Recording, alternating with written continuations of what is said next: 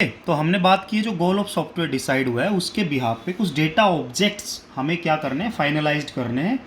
और ये जो डेटा ऑब्जेक्ट्स हैं इनको दो कैटेगरीज में डिवाइड करते हैं। एक फंक्शनल रिक्वायरमेंट क्या है सॉफ्टवेयर की, फंक्शनल रिक्वायरमेंट, और दूसरा नॉन फंक्शनल रिक्वायरमेंट जो कि इनडायरेक्ट मेजरमेंट होती है एक तरीके से कि ये सब होना चाहिए, एफिशिएंसी अच्छी होनी चाहिए ना, यूज़र खा जाएगा तेरे दिमाग को। ठीक है, तो डेटा ऑब्जेक्ट्स की दो तरीके की रिक्वायरमेंट मैंने बात की है, फंक्शनल और non functional. Goal of software पे हम डेटा ऑब्जेक्ट फाइनलाइज करते हैं जिनमें दो चीज़ें होती हैं। ठीक है, और इसकी जो आउटपुट निकल के आती है एनालिसिस फेज़ की, वो क्या आती है आपको पता है, SRS, जिसका नाम सॉफ्टवेयर रिक्वायरमेंट स्पेसिफिकेशन। एक कागज़ है, वो एक पेज है जिस पे रिक्वायरमेंट लिखी हुई है और दोनों बंदों के साइन है, कस्टमर के, डेवलपर के, पैसों के साथ। ठीक है, और टाइम के साथ। तो SRS के अंदर क्या क्या होता है, SRS के अंदर क्या क्या होता है, गोल ऑफ सॉफ्टवेयर होता है क्या बनाना है, ठीक है, फंक्शनल रिक्वायरमेंट्स होती है क्या क्या अचीव करना है, गोल तो एक सिंपल लाइन है कि ये करना है ऐसा सॉफ्टवेयर, इस टाइप की एप्लीकेशन का सॉफ्टवेयर। ठीक है, फंक्शनल क्या क्या चाहिए फिर इसको, इसमें अलग अलग की अलग अलग होंगी। नॉन फंक्शनल रिक्वायरमेंट, नेट के लिए कोई प्रिपेयर कर रहा है, टीचिंग के लिए कोई प्रिपेयर कर रहा है, अलग अलग लेवल के क्वेश्चंस इंक्लूड हो जाते हैं। ठीक है, तो गोल ऑफ सॉफ्टवेयर फंक्शनल और नॉन फंक्शनल ये SRS के अंदर होते हैं। क्या नहीं होता है SRS के अंदर, एल्गो नहीं होता। एक पेपर में क्वेश्चन आता है बार बार, ये 4 ऑप्शन देके ये पूछता है SRS के अंदर क्या नहीं होता, तो एल्गो नहीं होती, ये 3 चीज़ें होती हैं। ठीक है, समझ गए, एनालिसिस फेज। दूसरी हम बात करते हैं डिज़ाइन फेज की। तो अभी तक तो बातें ना मुंह से चल रही थी, हम बात कर रहे थे फेस टू फेस, ये कर देंगे, वो अच्छा कर देंगे, कर देंगे, अच्छा कर देंगे, तू बता, अच्छा कर देंगे, मुंह से बातें चल रही थी। अभी तक पेपर पे उतारा नहीं था, ये तो बस हमने डिसाइड कर लिया क्या क्या होना है, रफ की तरह एक तरीके से फाइनल करके साइन ले लिया, हो गया बात। अब हमें उसको थोड़ा टेक्निकल की तरफ लेके जाना है, अपने वे की तरफ। ठीक है, अब स्कूल का प्रिंसिपल अगर किसी समझाना है, मान लो फीस लेनी है उसको बच्चों की, तो जो बंदा आएगा ना समझाने की हम आपके पोर्टल में ये देंगे, तो वो देसी भाषा में समझाएगा, क्योंकि प्रिंसिपल चेयरमैन की बात कर लो, प्रिंसिपल तो इंटेलिजेंट होते हैं, चेयरमैन जिनकी बिल्डिंग है, जिनकी प्रॉपर्टी है, उसको ऐसे समझा जी यूँ कर देंगे, यूँ कर देंगे, यूँ कर देंगे, ठीक है भाई, यूँ करना है, तो वो ऐसे वो चीज़। तो वो अभी तक वो चीज़ें हुई हैं फॉर्मल, अभी होनी है। इनफॉर्मल बातें अभी तक चल रही थी, फॉर्मल बातें अभी करनी है। ठीक है, तो हमने अभी तक जो प्रॉब्लम स्टेटमेंट डिसाइड किया है, हम बोल सकते हैं जनरलाइज्ड प्रॉब्लम स्टेटमेंट। जो जनरलाइज्ड प्रॉब्लम स्टेटमेंट बनी है कि हमें करना क्या है, एक्चुअली प्रॉब्लम क्या है हमारे सामने, हमें डिज़ाइन क्या करना है, उसको कन्वर्ट करना किस में, प्रोसीजरल डिस्क्रिप्शन में। प्रोसीजर बनाना, प्रोसीजर लिख लेना, उसके लिए प्रोसीजरल डिस्क्रिप्शन में कन्वर्ट करना। और प्रोसीजरल डिस्क्रिप्शन का एक और नाम क्या होता है, एल्गो। तो हमने जो अब problem statement, generalize problem statement जो हमारे सामने थी, उसको पेपर पे उतारा अच्छे से, step wise step wise step wise. Algo is a step wise process, step wise लिखना, प्रोसीजरल डिस्क्रिप्शन लिख देना। ये क्या कहलाती है, एल्गोरिथम कहलाती है। और ये जो डिज़ाइन स्टेज की जो आउटपुट है एल्गोरिथम, इसको हम किसके अंदर स्टोर कर लेते हैं, SDD के अंदर। जैसे ऊपर SRS था, और SDD की फुल फॉर्म होती है software design description document. Software design description document, triple D लिख दें पर SDD है, कोई बात नहीं, ये ध्यान रख लेना। एल्गो की बात कौन करती है, डिज़ाइन। तो इसमें हम 4 लेवल की डिज़ाइनिंग करते हैं। सबसे पहली डिज़ाइनिंग होती है, पूरी डिज़ाइन फेज ही है एक तरह से, ये मान लो होती है डेटा लेवल डिज़ाइन। एक होता है डेटा लेवल डिज़ाइनिंग। तो डेटा लेवल डिज़ाइनिंग में हम डिसाइड करते हैं क्या, क्रिएट करते हैं क्या, डेटा स्ट्रक्चर। डेटा स्ट्रक्चर की बात करता है कौन, डेटा लेवल डिज़ाइन, कि डेटा को कैसे ऑर्गेनाइज करना है सॉफ्टवेयर के अंदर, टेबल की फॉर्म में, कैसे कैसे कैसे। दूसरा होता है आर्किटेक्चरल लेवल डिज़ाइन। आर्किटेक्चरल क्या बोलता है, किस तरीके से आपस में कंपोनेंट्स को जोड़ना है। तो एक तरीके से create hierarchical structure. Hierarchical structure मतलब आपस में किस बंदे को कब किससे जोड़ना है, लीफ पे कौन, रूट पे कौन। ठीक है, ऐसे जोड़ेंगे नहीं तो दिक्कत होगी। इंटरफेस लेवल डिज़ाइन, जुड़ेंगे कैसे, जोड़ना कैसे है, पूरा आर्किटेक्चर की कौन कौन कैसे जुड़े हैं, और फिर पर्टिकुलर दो के बीच में कैसे जोड़ना है आपको, इंटरफेस कैसे डिज़ाइन करनी है उसके बीच की। तो इंटरफेस तो हम बोल सकते हैं ये डिफ़ाइन करती हैं एक तरीके से लॉजिकल रिलेशनशिप्स, लॉजिक वाइज एक दूसरे से जोड़ने। वो हार्डवेयर तो है नहीं, हार्डवेयर तो है नहीं कि चिपका दोगे फेविकॉल से, पर लॉजिक को ऐसे जोड़ो कि लिंकिंग हो, लोडिंग हो, ऐसे इस टाइप की चीज़ें। तो लॉजिकल रिलेशनशिप बिटवीन मॉड्यूल्स। और मॉड्यूल क्या होते हैं, छोटे छोटे काम। छोटे छोटे काम देखेंगे क्या, जैसे गाड़ी के पार्ट्स बनते हैं, हैंडल कहीं, ब्रेक कहीं, टायर कहीं, तो अलग अलग मॉड्यूल में अलग अलग काम हो रहे हैं, वैसे मान सकते हैं। मॉड्यूल्स पढ़ेंगे, मॉड्यूल्स भी क्या होते हैं, स्मॉलेस्ट वर्क यूनिट होती है। और कंपोनेंट लेवल डिज़ाइन, कौन से कंपोनेंट बाहर से लेने हैं, कौन से अभी डिज़ाइन करने हैं, ये चीज़ें। तो to describe the statement into procedural description क्या बोलेंगे, टू डिस्क्राइब क्या स्टेटमेंट, जो जनरल स्टेटमेंट है, to describe the statement into procedural description, algo create करना कंपोनेंट लेवल डिज़ाइन पे डिसाइड होगा। तो 4 data structure, data level design, आपस में रिलेशनशिप हायरार्किकल कंप्लीट की, आर्किटेक्चर लेवल डिज़ाइन, किन्हीं दो के बीच की लॉजिकल रिलेशनशिप, दो जोड़ेंगे, पहले एक एक जोड़ के दो बनाएंगे, फिर दो और एक को जोड़ेंगे 3 हो जाएंगे, मतलब ऐसे जोड़ते जाएंगे पूरे को। कंपोनेंट मतलब कि यहाँ पे एल्गो डिज़ाइन होगा, स्टेटमेंट को किस में कन्वर्ट करना है, इसमें। तो 4 लेवल के डिज़ाइन है अलग अलग, आपको याद रखने हैं। ओके, तो 2 बातें कर चुके हैं, एनालिसिस और डिज़ाइन। अब तीसरी बात करनी है कोडिंग। तो कोडिंग तो हमें अलग से ही पढ़नी है, बहुत सारे सब्जेक्ट है कोडिंग के, सॉफ्टवेयर इंजीनियरिंग में थोड़ा ना पढ़ना है। तो इसमें क्या होता है, जो आपकी प्रोसीजरल डिस्क्रिप्शन है, एल्गो है, एल्गो से आप क्या बना देते हैं, एल्गो ट्रांसलेट कर दी जाती है किसमें, मशीनी रीडेबल फॉर्मेट में। मशीनी रीडेबल फॉर्मेट मतलब कि क्या बना दिया जाता है, प्रोग्राम।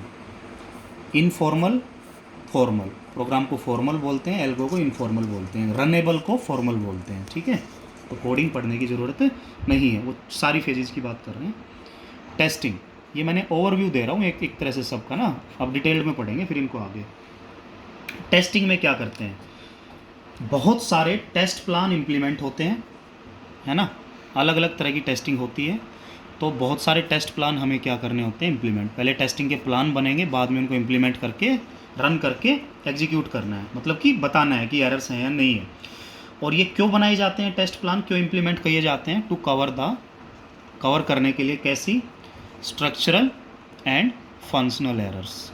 तो स्ट्रक्चरल है तो वाइट बॉक्स है, फंक्शनल है तो ब्लैक बॉक्स है, पढ़ेंगे ना डिटेल में, क्यों टेंशन कर रहे हो। तो स्ट्रक्चरल और फंक्शनल एरर्स को कवर करने के लिए टेस्ट प्लान्स को इम्प्लीमेंट किया जाता है। तो टेस्टिंग का ऑब्जेक्टिव एक ही है, ये प्रूव करना कि सिस्टम जो है कब तक फेल नहीं होगा, या क्या करोगे तो फेल हो जाएगा, तो वो मत करो जिससे फेल हो, ऐसी बातें। ठीक है, और जैसे ही टेस्टिंग होती है हम बोलते हैं एरर फ्री लॉजिकल कंपोनेंट आपका हो गया है रेडी डिप्लॉय होने के लिए, किसकी साइट पे, कस्टमर की साइट पे। और नंबर 5 की तो हमने बात कर ही ली, स्पॉट की बात, कि जब भी डेवलप्ड कंपोनेंट ऑपरेशनल स्टेज में जाएगा तो हम बोलते हैं स्पॉट स्टेज का वो काम है। उसके बाद उसको क्या करना, मेंटेन करना, किससे, साइड इफ़ेक्ट से, क्या ना हो, साइड इफ़ेक्ट्स ना हो, तो वो बात हम कर चुके हैं, तो आप चिंता मत करो। ठीक है, तो वाटरफॉल मॉडल एक तरीके से कैसे चलता है, एनालिसिस, उसके बाद डिज़ाइन, उसके बाद कोडिंग, उसके बाद टेस्टिंग, उसके बाद मेंटेनेंस या सपोर्ट। तो ऐसे ऐसे ऐसे चलता रहता है इस वे में। तो इसलिए इसका नाम वाटरफॉल मॉडल पड़ा, कि एक बार अगर इस फेज से गुजर गए, इस पे आ गए, तो वापस उस पे ऊपर नहीं आ सकते, आप बैक ट्रैक नहीं कर सकते। तो ये तो है जनरल नेचर कि फ्लो लीनियर है, सिक्वेंशियल है। अब देखने हैं कि कब इसको यूज करना है, कब इसको यूज नहीं करना, किसको, वाटरफॉल मॉडल को। ध्यान से सुनो, ध्यान से सुनो। अगर कस्टमर की रिक्वायरमेंट्स क्लियर है, अगर कस्टमर की रिक्वायरमेंट्स क्लियर है, और ओनली क्लियर नहीं, मोर क्लियर, कि वो बाद में ऐड ना करे, वो बोल देगा भाई बिल्कुल यही है, चिंता मत कर, भाग ले, अगली स्टेज में पहुंच ले, मैं नहीं दूंगा बाद में रिक्वायरमेंट।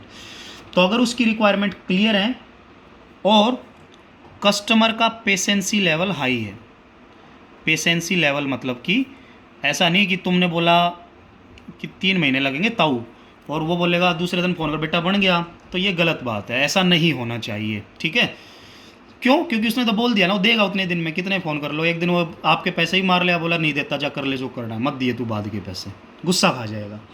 तो कस्टमर रिक्वायरमेंट्स ज़्यादा क्लियर हों तब इसको यूज करें, क्योंकि बैक ट्रैक नहीं कर सकते। पेशेंसी लेवल हाई हो तो इसको यूज करें, क्योंकि बार बार फ़ोन करने वाला बंदा नहीं चाहिए। कुछ बच्चे हैं अपनी क्लास में जो इनका पेशेंसी लेवल बहुत ही लो है, बार बार पूछते हैं, बार बार चीज़ें, मैंने बोल दिया जब मैं बोलूँगा तभी दूंगा, पूछते रहते हैं, फिर भी खाज होती है ऐसे बच्चों के दिमाग में। ठीक है, तो इस खाज को मिटा लो, ऐसी खाज मत रखो, क्योंकि ये खाज ऐसी खाज है कि जो मैं मिटा भी दूंगा फ़ायदा कुछ नहीं हुआ, मैं बोलूँगा 10 बजे दूंगा, फिर तुम बोलोगे जी ठीक है, तुम्हारा नेट भी वेस्ट हुआ, टाइम भी वेस्ट हुआ, और तो माड़ा सा मुँह लेके वापस चले गए, तो वो मत करो ऐसा। ठीक है, वेट करो ना, पेशेंस रखो ना, कस्टमर पेशेंस लेवल हाई। क्योंकि इस मॉडल में हम final operational product after a long schedule देते हैं। तो ये तो होना चाहिए, ये भी होना चाहिए, क्योंकि बैक ट्रैकिंग नहीं होती, क्योंकि लंबे समय के बाद देंगे तो पक्का। और ये तो था सूटेबल किसके लिए है, ऐसा ऐसा हो तो सूटेबल है। अब हम देख रहे हैं नॉट सूटेबल कब है, ये कि कब ये यूज नहीं करना चाहिए। कब नहीं यूज करना चाहिए? जब आपको ऐसा सॉफ्टवेयर बनाना हो जो कॉम्प्लेक्स हो, और कॉम्प्लेक्स सिस्टम जब बनाओगे तो रिक्वायरमेंट कभी भी इनिशियल स्टेज में क्लियर नहीं हो सकती। पता ही नहीं उसको, उसने बस यार ऐसा ऐसा होना चाहिए, दिमाग ऐसे, बस भाई ऐसा होना चाहिए, उसको ये नहीं पता कैसा होना चाहिए।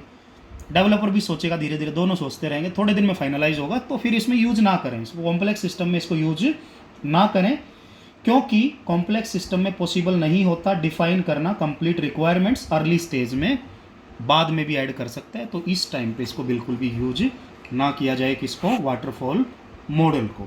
ठीक है, okay. Number 2, prototype model. Easy है बहुत ही क्या, वाटरफॉल मॉडल समझ लेना, पढ़ लेना, आपका फेवरेट था इसलिए मैंने ज़्यादा नहीं समझाया कि आप इंटेलिजेंट बच्चे हो, कर ही लोगे, फ़ायदा भी नहीं उससे, ज़्यादा कुछ आना भी नहीं उसमें। सॉफ्टवेयर इंजीनियरिंग है ना, ख़त्म कर देनी ना 2 दिन में। प्रोटोटाइप मॉडल, ध्यान से सुनो। एक कंडीशन, जब कस्टमर की रिक्वायरमेंट क्या ना हो, नॉट मोर क्लियर हो, इनिशियली क्या ना हो, क्योंकि उसका ड्रॉबैक था तो इसका फ़ायदा बनेगा। ज़्यादा क्लियर ना हो तो प्रोटोटाइप मॉडल यूज कर लो, क्या करने के लिए, रिक्वायरमेंट्स को फाइनलाइज करने के लिए। और प्रोटोटाइप क्या करता है वो भी देखेंगे। प्रोटोटाइप क्या करता है, ध्यान से सुनो। इसका जो स्ट्रक्चर है कैसा, यहाँ पे हम लिखते हैं लिसन टू कस्टमर। बिल्कुल शांत हो जाओ, पूरी क्योरी बोलने दो उसको।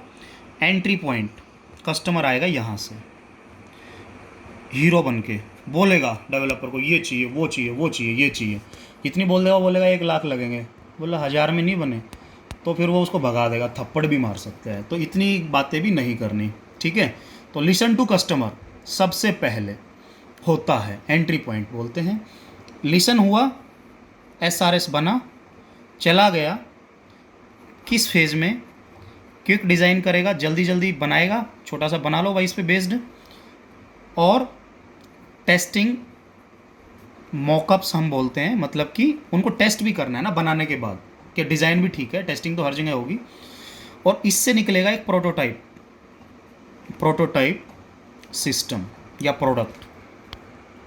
और वो जो बनाया है हमने, जैसे ना एक तरीके से वो होता है ना डेमो, जैसे कोई गाड़ी बनने वाली है, पहले से बुकिंग चालू होगी, तो वो बुला के ना पीसी में दिखाएगा आपको कि देखो ऐसे ऐसे चलेगी, ऐसे ऐसे कूदेगी, ऐसे ऐसे वो करेगी, क्योंकि ओरिजिनल तो है नहीं। तो ये प्रोटोटाइप वही है कि एक तरीके से ना, मतलब जनरल सा व्यू सा बनाने के लिए दिखा दिया, छोटा सा है ना। जैसे वो रखते हैं ना बड़ी बड़ी बिल्डिंगें बना के, फिल्मों में हम देखते थे, यहाँ पे ये होना चाहिए स्विमिंग पूल, यहाँ पे ये, तो वो ऐसे ही होता है कि एक डिज़ाइन नकली सा बना दिया। एक्चुअल कॉस्ट 10 लाख है, वो बना दिया 5000 में ही। तो वो बस दिखाने के लिए कि भाई तू इससे सेटिस्फाइड है, क्योंकि जब प्रैक्टिकल वैसा दिखाते हैं तो ज़्यादा समझ आता है, ठीक है। जैसे कोई अनएजुकेटेड बंदा है, तो आप देखो ना हॉस्पिटल में क्या लंबी लंबी लाइंस लिखी रहती हैं, हमेशा डायग्राम्स दिखते हैं आपको डॉक्टर की ऑफिसेज में, ठीक है। हमेशा डॉक्टर के कैबिन में डायग्राम दिखेंगे साफ साफ, क्योंकि जब डॉक्टर किसी को समझाता है ना, देखो ऐसे होगा, इसमें तुम्हारा ऐसे करेंगे, फिर ये करेंगे, तो उसको ज़्यादा समझ आएगा डायग्राम से वो चीज़। तो प्रोटोटाइप वही है एक तरीके से। तो यहाँ पे कस्टमर का क्या होगा, इवैल्यूएशन। कस्टमर को जो छोटा सा बना के दिखाएंगे कम कॉस्ट का, तो कस्टमर बोलेगा ना भाई, तो कस्टमर क्या देगा, फीडबैक। क्या देगा, फीडबैक। अगर उसकी फीडबैक में एडिशन की डिमांड है तो फिर से ये चलेगा, फिर से नया बनेगा, जैसे जैसे चलता रहेगा, जब तक कस्टमर की फीडबैक्स वैसी आती रहेंगी कि कुछ और ऐड करो। एक समय ऐसा आएगा कस्टमर बोलेगा बस भाई, ये इटरेटिव नेचर है, ऐसे ऐसे चलता है। एक टाइम आएगा कस्टमर बोलेगा बस भाई सेटिस्फाइड हूँ मेरे भाई, पैसा फाइनल करते हैं, चल पड़ते हैं, बना लो फाइनल।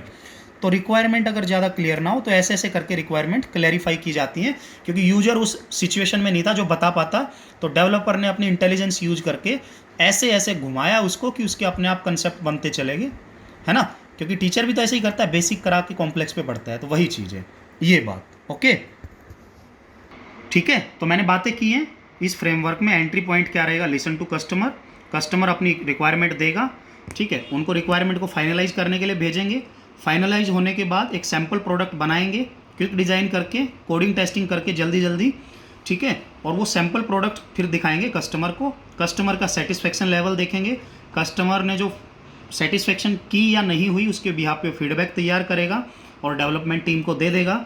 और अगर फीडबैक में नई रिक्वायरमेंट आती है तो एसआरएस डॉक्यूमेंट फिर से चेंज होगा, मॉडिफाई होगा, फिर से सेम प्रोसेस चलेगा, जब तक चलता रहेगा जब तक कि कस्टमर फुल्ली सेटिस्फाइड नहीं हो जाएगा सैम्पल प्रोडक्ट से। एक्चुअल प्रोडक्ट तभी डिजाइन करना स्टार्ट करना है जब सैम्पल प्रोडक्ट में कस्टमर ओके बोल दे। ठीक है, जनरल आजकल यही चलता है। कोई कुकर भी खरीदने जाए लेडीज़ तो वहाँ पे रखते हैं, पानी डाल के सीटी मरवा के दिखाते हैं कि देखो ऐसे चलेगा। ठीक है, क्योंकि उससे सेटिस्फाइड यूजर ज़्यादा होते हैं। तो ऐसा करते करते जब फीडबैक में क्या हो जाए कि कोई एडिशनल रिक्वायरमेंट चेंजेस की ना हो तो हम बोलते हैं ये प्रोटोटाइप फाइनल कर दो, इसका जो एसआरएस है ये फाइनल कर दो, फाइनल प्रोडक्ट बनाने की तैयारी चालू कर दो। ठीक है, जैसे कोरोना की दवाई बीच बीच में नहीं निकलेगी, जब भी निकलेगी जब फाइनल हो जाएगा सब कुछ, जब वो 20 तरह के बंदों पे टेस्ट कर लेंगे। ठीक है, रिसर्च तो ऐसे ही होती है। तो एसआरएस जैसे ही फाइनलाइज होगा तो हम बोलते हैं कि यहाँ पे 2 तरह के फ्रेमवर्क हैं जो कि प्रोडक्ट को सैंपल से फाइनल में चेंज करेंगे। पहला क्या है, open and prototype. Open and prototype, open and prototype. ठीक है, ओपन एंड क्या बोलते हैं कि जैसे दीवार बनानी थी लंबी चौड़ी, छोटी सी दीवार बना ली, एक तो क्या है कि पहले इसको तोड़ो फिर नए सिरे से बनाओ इसी टेक्नोलॉजी पे, और जो टेक्नोलॉजी लास्ट में फाइनल हुई कि इतनी दीवार बन गई, 3 सार बन गए, तो इनको छोड़ दो, इसके ऊपर रखना स्टार्ट कर दो, ऐसे। तो ओपन एंड क्या बोलता है कि फाइनलाइज होने के बाद, एसआरएस डॉक्यूमेंट फाइनलाइज होने के बाद ये जो फ्रेमवर्क तुम बना के चल रहे हो इसी फ्रेमवर्क में एडिशन करो, सेम फ्रेमवर्क को to develop the final product use करो। ठीक है, ये चीज़ सेम को उसी में एडिशन करो, उसी में प्लस प्लस करो, नए सिरे से मत बनाओ, उस टेक्नोलॉजी पे बेस्ड कहीं बीच से चालू करो। तो कुल मिला के मैं ये भी बोल सकता हूँ कि ओपन एंड प्रोटोटाइप को हम क्या बोल सकते हैं, इवोल्यूशनरी प्रोटोटाइप, मतलब कि जो हमने नाम पहले लिखा था कि उसी में एडिशन करना। और दूसरा क्या होता है, क्लोज्ड एंड प्रोटोटाइप। इसमें क्या होता है, वो बोलता है फाइनलाइज हो गया एसआरएस डॉक्यूमेंट, अब अनदर फ्रेमवर्क यूज करो, अनदर या सेम, अनदर नए सिरे से चालू करो, ये बोल सकते हैं। तो another framework is use to develop the final product, close end. इसका नाम भी जैसा कि आप जानते हैं थ्रो अवे, ये जो अभी तक बना हुआ है उसको फेंक दो। ठीक है, ये चीज़ दोनों ध्यान रखना। तो कुल मिला के क्या समझे तुम यहाँ से कि अगर तुम्हें 1 लाख के प्रोडक्ट पे 5,000 लगा दिए तो 5,000 में और 95 या 96 या 97 जोड़ देना, तो ओपन एंड।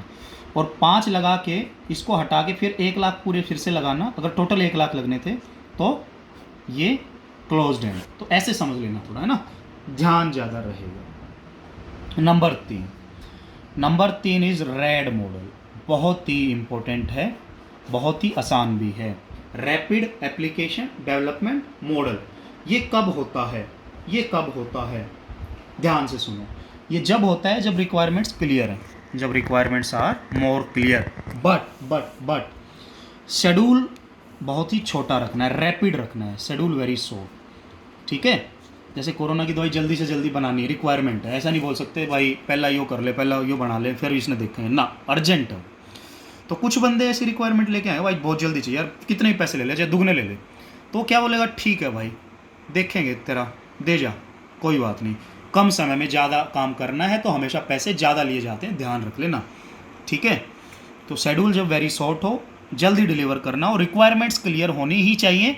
रिक्वायरमेंट तो क्लियर नहीं और जल्दबाजी उसकी इतनी लग रही है कि भाई कल दे दे, वो भी गलत है। कल लेने का टाइम था, वो आया भाई इसमें ये और करना था, तो वो उसको उल्टा जो है ना कुछ गड़बड़ कर सकता है, पीट सकता है उसको पकड़ के। तो रिक्वायरमेंट जहाँ होनी चाहिए क्लियर। तो एक बात बताओ, अगर कोई भी तुम्हें लार्ज प्रोडक्ट डेवलप करना है लिमिटेड शेड्यूल में, तो क्या ज़रूरत पड़ेगी तुम्हें, टीम बनाओगे तुम छोटी छोटी, ये टीम वो टीम वो टीम ये टीम एफर्ट चाहिए, फिर ना तो नहीं बनेगा। तो उस टाइम पे तुम्हें ज़रूरत पड़ती है यूजिंग क्या करने की, एक कंसेप्ट जिसको हम बोलते हैं मॉड्यूलरिटी कंसेप्ट। मॉड्यूलरिटी होता है मॉड्यूल बना दो छोटे छोटे, अलग अलग मॉड्यूल अलग अलग टीम को दे दो, फास्ट हो जाएगा काम। क्योंकि हम एक काम जो पहले दिन करते हैं और बार बार करते हैं तो हमेशा बार बार करने वाला फास्ट रहता है ना, ये तो तुम समझते हो। नॉर्थ इंडिया में रोटी जल्दी बनेगी, डोसा लेट बनेगा अगर वही लेडीज़ बनाए तो, क्योंकि वो डेली नहीं बनाती। साउथ इंडिया में उल्टा हो जाता है। तो वही चीज़ है, डेली ना बनाने वाली चीज़ें स्लो होती हैं, डेली जो बनाते हैं फास्ट होती हैं। देखते हो ना तुम, गाड़ी के पार्ट्स बन रहे हैं, अगर किसी को ब्रेक बनाना है तो बड़ा फास्ट बनाएगा, क्योंकि उसकी हैबिट होगी उस काम को करने की। तो मॉड्यूलरिटी कंसेप्ट में हमें क्या होता है, सबसे पहले मॉड्यूलरिटी अगर तुम डिज़ाइन करते हो तो तुम्हें सबसे पहले पता होना चाहिए man power strength. Man power strength की नॉलेज होनी चाहिए कि मॉड्यूल तो बना दोगे पर कितने, किस में कितने देने हैं पहले पता तो कर लो। कंपनी में बंदे कितने हैं, बना दिया मॉड्यूल, बंदे है ही नहीं, हायर करो, 20 दिन हायर करने में लग गया ना, ऐसा काम नहीं करना। तो मैन पावर स्ट्रेंथ पता होनी चाहिए ऑर्गेनाइजेशन, ना तो कोई फ़ायदा नहीं है मॉड्यूलरिटी कंसेप्ट यूज करने का। तो कोई भी ऑर्गेनाइजेशन जिसकी एफिशिएंट मैन पावर हो, मतलब अच्छे बंदे हो, तो मैन पावर्स को टीम में डिवाइड कर दो, क्या समझे, और प्रोजेक्ट जो कंप्लीट प्रोजेक्ट था उसको इंडिपेंडेंट मॉड्यूल्स में कन्वर्ट कर दो। इंडिपेंडेंट मॉड्यूल क्यों बोला, 3 मॉड्यूल बना दो, 3 टीमें बना दो। इंडिपेंडेंट इसलिए बोला कि इनको आपस में कम से कम कम्युनिकेशन करना है, बतून नहीं होने चाहिए। एफिशिएंट इसलिए बोला है, और अपने आप से ज़्यादा कम्युनिकेशन करना है, क्योंकि इनको अपना काम, इनको अपना, बाद में जब जुड़ेंगे आपस में तब थोड़ा थोड़ा कम्युनिकेशन कर लेंगे, पर बहुत कम। समझ गए ये चीज़। जैसे आपने ओएस पढ़ लिया आर्किटेक्चर, पहले ओएस में घुस जाओ, आर्किटेक्चर को जब जोड़ो जब फाइनल पेपर के लिए जा रहे हो, वो चीज़। तो मॉड्यूलरिटी कंसेप्ट जो है इसमें 2 फैक्टर है मेन, एक है कोहेसन और एक है कपलिंग। तो कोहेसन और कपलिंग क्या होती है, ध्यान से सुनो। कोहेसन की बात करते हैं पहले। अगर ये एक मॉड्यूल है तो आपस में बंदे कम्युनिकेट कर रहे हैं, वो उससे, वो उससे, वो उससे, वो उससे, बिल्कुल बिल्कुल करो। तो कोहेसन क्या बताती है, आपस में डिपेंडेंट, इंट्रा डिपेंडेंस। क्या बोला, इंट्रा डिपेंडेंस, एक दूसरे पे डिपेंड होने चाहिए उस टीम के मेंबर। ये नहीं कि दूसरी टीम में जाके करना, भाई पहले ही बन गई, दोस्त भी नहीं रखने इसमें, ना तो काम ही नहीं करेंगे, बतियाते रहेंगे। Intra dependence, okay, intra dependence. या विद इन मॉड्यूल चेक करते हैं, क्या, कोहेजन। विद इन मॉड्यूल क्या चेक की जाती है हमेशा, कोहेजन। विद इन मॉड्यूल, एक मॉड्यूल के अंदर। तो कोहेजन एक मेजर है किस चीज़ का, कि मॉड्यूल जो है कितना इंडिपेंडेंट है दूसरे मॉड्यूल से, ये चेक करना, ठीक है। दूसरे के साथ रिलेशन नहीं दिखना चाहिए, अपने साथ दिखना चाहिए। तो ये किसी भी मॉड्यूल की कौन सी स्ट्रेंथ की बात करता है, फंक्शनल स्ट्रेंथ की बात करता है। और ये क्वेश्चन बार बार आता है, कोहेजन कपलिंग, भूल मत जाना, नंबर गुम हो जाएंगे आपके हाथों से, चले जाएंगे। ये क्वेश्चन गलत हुआ सिलेक्शन ही रह जाएगा, क्योंकि ये सबसे आसान भी है। फंक्शनल स्ट्रेंथ, कौन सा मॉड्यूल कितना शक्तिशाली है, कितना उसके फंक्शन आपस में जुड़े हुए हैं, वो क्या बताता है। कपलिंग उतनी, सॉरी कोहेजन उतनी ही अच्छी होगी, ये चीज़। और दूसरा है कपलिंग, दूसरा क्या है, कपलिंग। कपलिंग जैसे कि 1 module, 2 module, 3 module, 4 module, module 1, module 2, क्योंकि मॉड्यूल जब बन के रेडी हो जाएंगे जोड़ेंगे, कार बनानी है तो सारे पार्ट तो जुड़ेंगे। तो क्या यहाँ पे कपलिंग है, नहीं है, आपस में बिल्कुल भी जुड़े हुए नहीं है, है ना, अलग अलग मॉड्यूल हैं। अब देखो, M1 ने कॉल किया M2 को, M2 ने यहाँ से देखें, मान लो M4 ने कॉल किया M2 को, ऐसे कुछ भी कॉलिंग है रिक्वायरमेंट के हिसाब से। M3 ने किया इसको और इसने किया इसको, आपस में कुछ भी जुड़ने थे एक तरीके से, तो हम बोल सकते हैं यहाँ पे कपलिंग है कपलिंग। और अगर यही मॉड्यूल्स जो हैं M1, M2, ये कॉल है एक तरीके से, किसने किसको कितनी बार कॉल किया, ऐसे कुछ भी हो सकता है, ऐसे ऐसे ऐसे, ठीक है, ऐसे ऐसे, ये कॉलिंग है आपस में, मान लीजिए ऐसे ऐसे ऐसे कॉलिंग है, इतनी बार कॉलिंग हुई है, ये इंडिकेट कर रहा है, इनमें भी कॉलिंग हुई है, ऐसे ऐसे ऐसे। तो एक बात बताओ, कोई कपलिंग नहीं है, इसमें कपलिंग ज़्यादा है या इसमें, तो ये जिसमें कम है ये कहलाता है लूजली कपल्ड, कि कम बार आपस में कॉल करेंगे, और ये कहलाता है टाइटली कपल्ड, कि एक ऐसा सिस्टम जिसमें टाइट कपलिंग है, जिसमें लूज है। लूज मतलब आपस में कम कम्युनिकेट करना है, टाइट मतलब कि आपस में ज़्यादा कम्युनिकेट करना है, ओके। तो कोहेजन पढ़ा, कपलिंग पढ़ा। Coupling is a measure of what extent, up to what extent the module is क्या, डिपेंडेंट ऑन अदर मॉड्यूल, ठीक है, कम से कम डिपेंडेंट रहना चाहिए, बस थोड़ा सा उनके बीच में डिपेंडेंसी रहनी चाहिए। तो इसको, कपलिंग को हम क्या बोल सकते हैं, इंटर डिपेंडेंस, इंटर, दो के बीच में। विद इन मॉड्यूल्स भी बोल सकते हैं, विद इन मॉड्यूल्स। तो तुम क्या चाहोगे, कोहेसन और कपलिंग में से क्या ज़्यादा क्या कम हो, अगर बेटर रिजल्ट देने हैं, अगर बेटर डिज़ाइन करना है, तो ध्यान रखना कोहेजन हाई होनी चाहिए। क्यों, क्योंकि आपस में ज़्यादा से ज़्यादा कम्युनिकेशन होना चाहिए, और कपलिंग लो होनी चाहिए, एक दूसरे से कम कम्युनिकेशन करना चाहिए, तभी करो जब जोड़ने हैं। तो हाई कोहेजन और लो कपलिंग हमेशा इफेक्टिव होगी, मॉड्यूलरिटी इफेक्टिव होगा डिज़ाइन, इस बात की तरफ इशारा करती है। क्या चीज़, हाई कोहेजन, लो कपलिंग। ये क्वेश्चन मैं देख चुका हूँ आज तक, ज़िंदगी में जितने पेपर दिए, हर में एक बार, हर में आता है, हर में, एक में तो 2 बार आ गया। देखो हद कर दी उसने, हाई कोहेजन लो कपलिंग, भूलना नहीं है, ठीक है। बाकी की बातें करते हैं हम दूसरी वीडियो में।